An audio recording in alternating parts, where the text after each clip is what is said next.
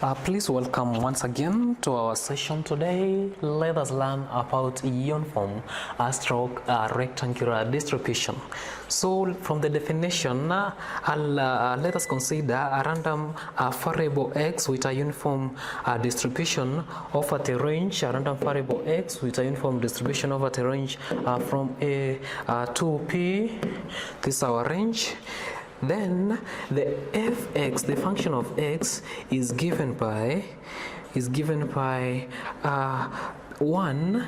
It is 1 out of p minus a, and then of course that is from the limit x given x is less than or equal to a, that is greater than or equal to a, but less than or equal to p. So having known that, and of course we have 0 elsewhere, we denote the distribution by that is the a and p, where a is the smallest value and p of course is the larger value. The expected value and the variance are given by the following. So the expected value, which is of course the mean, will be able to be obtained by a plus b divided by 2.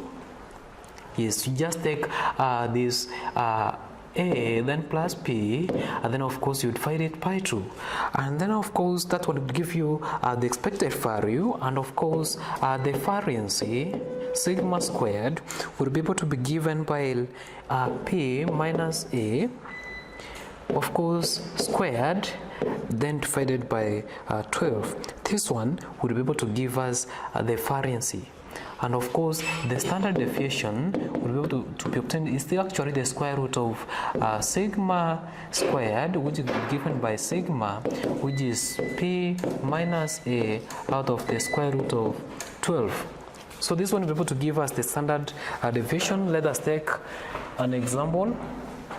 It says, Professor Moke always travels by a plane. From past experience, it is known that the takeoff time is uniformly distributed between 80 and 120 minutes after check-in. Determine the probability that A, he waits for more than 15 minutes for takeoff after check-in, and then the part B, the waiting time will be between 1.5 standard deviations of the mean from the mean. So let us take just a solution. So the part A of the question, which was talking about you wait for more than 15 minutes for takeoff after check-in, the part A. So what we have to do here, it is actually x, which is we have the u from 80 and 120. So this is that is the function of x. Will be given by, of course, we know from our formula, we say that will be given by 1 out of 40, 1 out of 40, and of course times 80, which is x or less than equal to 120, and of course 0 elsewhere.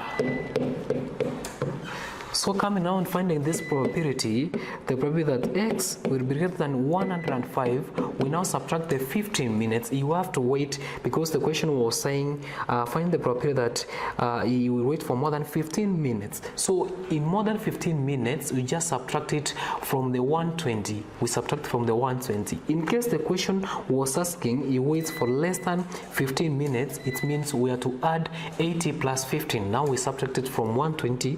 We can be able to obtain that this is now the probability 1 minus the probability that x is less than or equal to 105, which is simply 1 minus 105 minus 80 out of 40.